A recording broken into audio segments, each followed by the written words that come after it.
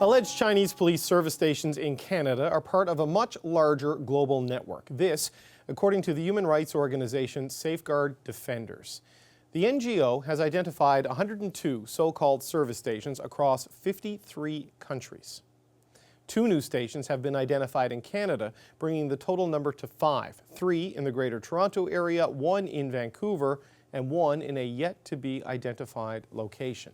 Well, here to dig deeper into the story is Laura Harth. She is the campaign director at Safeguard Defenders, and Laura is in Rome.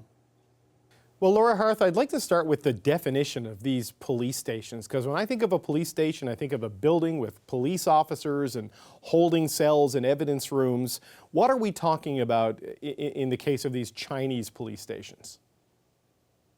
What we're talking about mainly is, let's say, a formalization of a transnational repression network.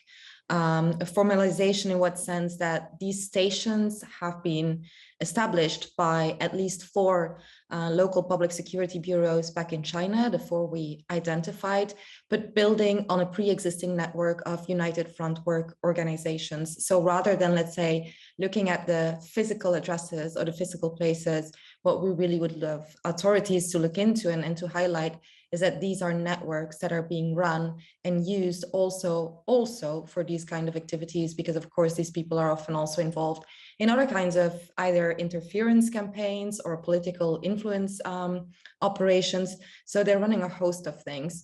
But our focus obviously is on the role of the police stations, as they themselves call them, overseas police service centers.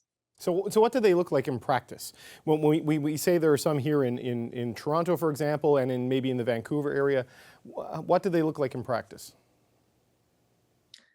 Well, you know, we identify over 100 now around the world. So the way they look is very different depending on the location, depending on how big or, you know, advanced the local network running these stations is. So sometimes it might be hosted, you know, the official address might be at a private residence, might be at a restaurant. Sometimes in other cases, such for example, here in Prato in Italy, but also in Budapest or in Dublin, Ireland, we've seen that, you know, the kind of associations where they built these stations on have their own rooms, their own offices, and even signs sometimes saying that this is an overseas police service center, or at least they had the signs, obviously, until our report came out and it took them down. Right, so China doesn't deny their existence. What do they say the stated purpose of these police service stations are?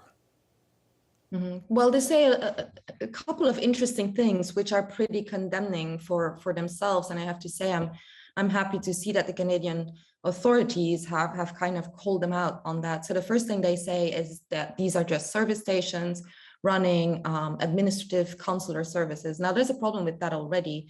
Not that helping with renewal of passports or driver's licenses might not be useful. The problem is, under international law, you cannot just set up a consular outpost or service without the consent of the host country. So that's blatantly illegal and clandestine to begin with. The second interesting thing is they say, oh, we started these services during the COVID pandemic because obviously people had trouble, you know, getting back home to get those services taken care of.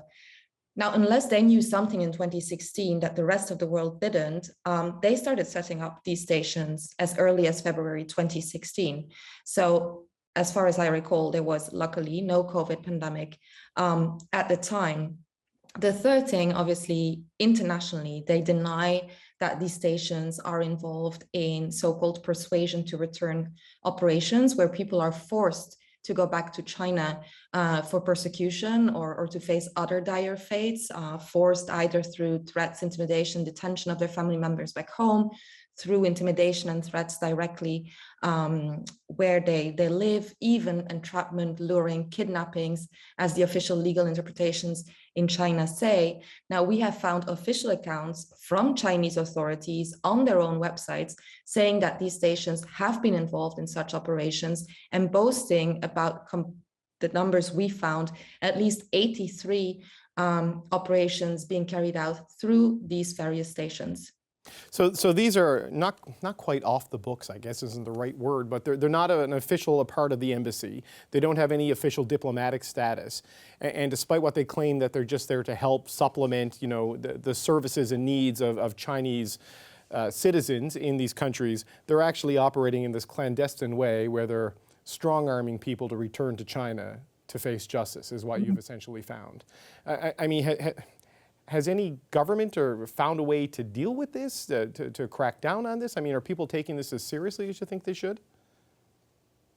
So I think after our September release, finally, at least some governments are taking it seriously and looking into it, have launched investigations.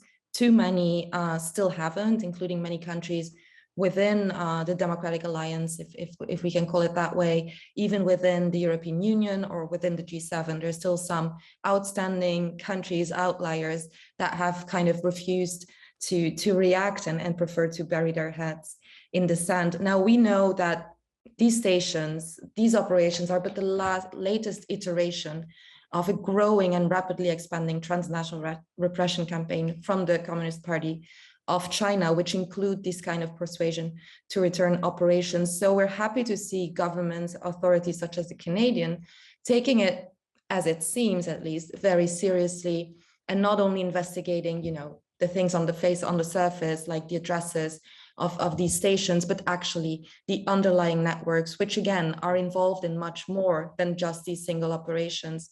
And so we hope that countries within that Democratic Alliance, at least, will come together and actually coordinate their response, because we recognize it's a difficult issue. It's a very gray zone issue, shadowy, it's difficult to grasp. So everybody's kind of grappling with how to respond. But there are some countries that are more, have taken more steps than others. So sharing that information, sharing best practices, and act in a coordinated fashion to stop this and to make sure that the fundamental rights and freedoms of everyone who's in our countries are protected, that happens. You've mentioned the operations to try to convince people, to persuade them to return home, as you've called them. What about, say, dissidents living abroad, or people who may be protesting against the Chinese regime, say here in Canada or in other countries where these are set up? Has there been any interaction between the operatives associated with these so-called police service stations and people who just might be engaging in old-fashioned dissent in the country that is their new home? Mm-hmm. So there's definitely indications that the same kind of people who are tied to these stations, so the people that are tied to those United Front work networks, have been engaged in threatening, intimidation, and harassment campaigns against dissidents.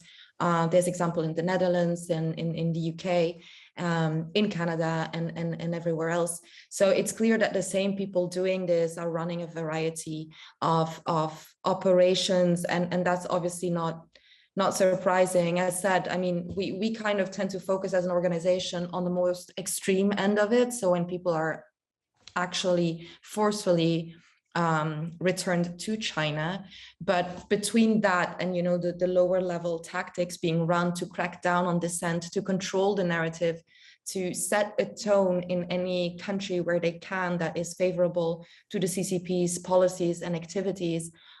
There's a whole variety of things being run there and happening there. And so that's unfortunately the whole variety of things that authorities in any country need to deal with. Okay, Laura Harth, it's a fascinating story. Thank you so much for your time. Thank you.